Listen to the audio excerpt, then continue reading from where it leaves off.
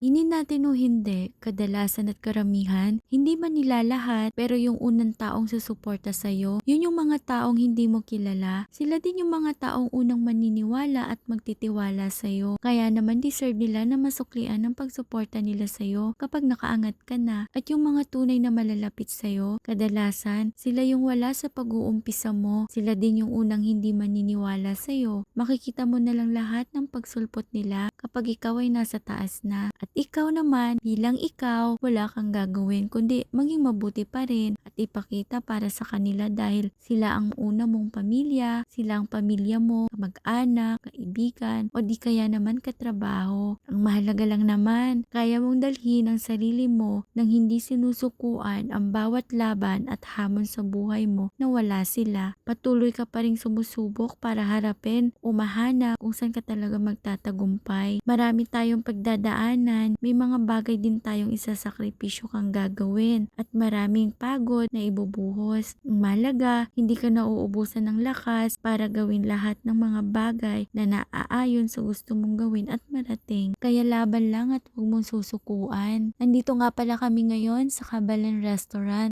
Magse-celebrate lang kami ng konting salo-salo. At para nga pala sa mga baguhan na katulad ko dito na sinusubukan yung ganitong larangan, enjoy nyo lang ang lahat. Ang mahalaga, gusto nyo yung ginagawa nyo at masaya kayo. At heto na nga, parating na yung magdadala ng cake ni baby.